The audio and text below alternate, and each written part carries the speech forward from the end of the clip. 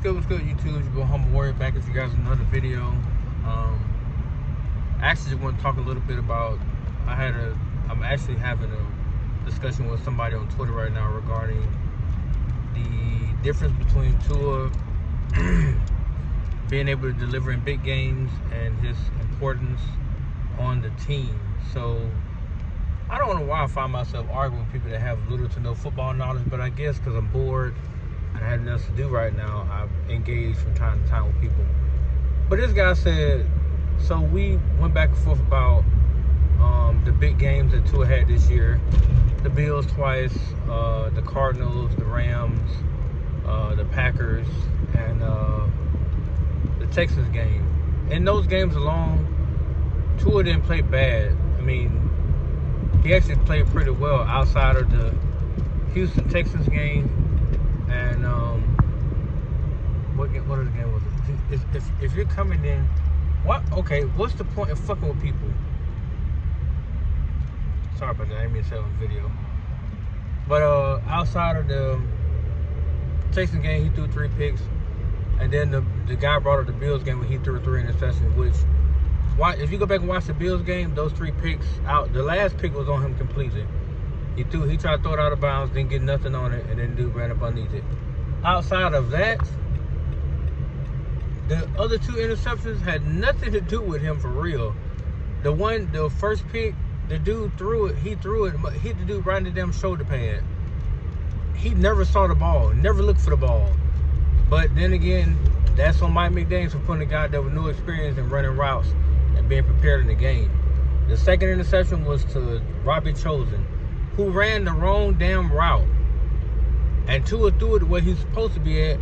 He undercut that, and as a result, I think his name is Bernard, is the corner for the Bills. He picked it off. He ran the route that Robbie Chosen should have ran. But hey, it is what it is. All they care about is the production, or the baby, as they say. So he threw 3 picks in that game. He also threw 3 interceptions in the Houston Texans game. But the Cardinals game, he had us tied. We tied the ball game up, only to lose by a field goal. The other Bills game in Buffalo, we tied the game up, only to lose by a field goal. The Packers game, we lost by 13, but most of that was because of poor ass tackling by the I started with the green light. Because of poor ass tackling by our defense, and the fact that our offensive line got their asses whooped. Same goes for the damn Texans game. That's why when Chris Greer made the statement about, I'm going to finally invest in the offensive line, I said about time, but then again I wanted to bust out laughing because it didn't make no sense. That you see for 5 years your line is a joke, and you finally decide, well, it's year 6 now, and Tua's getting hurt a lot. Granted, the week 2 was his fault because he should never have done what he did. But in the same token, how else can you blame the boy when his line is just that bad? His line is a joke. 3 of the 5 starters on that line shouldn't even be in the league for real. No disrespect to them, but that's just the way it is. Or at least they should be on a team that's not competing for nothing. But it is what it is, right? And then he said, well, look at the Bills roster.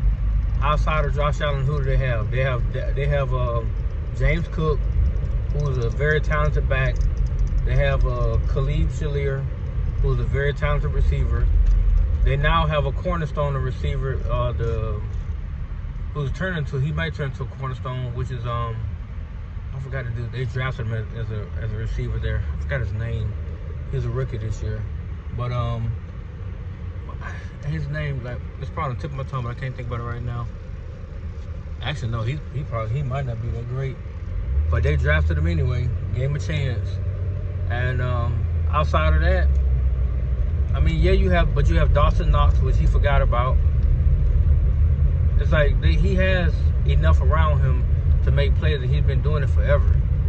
But I said the real difference between Tua and Josh Allen, if you take Josh Allen off the Bills team, or if Josh Allen gets injured, they're still going to find a way to win games. They're still going to find a way to win.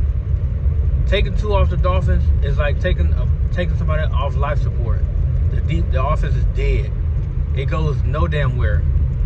Case in point, the Colts game, the Patriots game that we barely won. The what other game was it? He missed like 3 games and we lost them all due to the fact that we could not move the ball. The Seahawks game, which was hard as hell to watch, that we continuously went 3 and out over and over and over again while our defense was out there playing stellar. It made no sense to me, but this is what happens.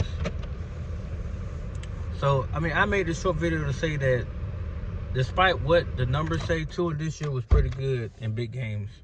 And I think next season you just build a line around him, he's going to do great. But let me know what you guys think, man. Let me know in the comment section. Peace.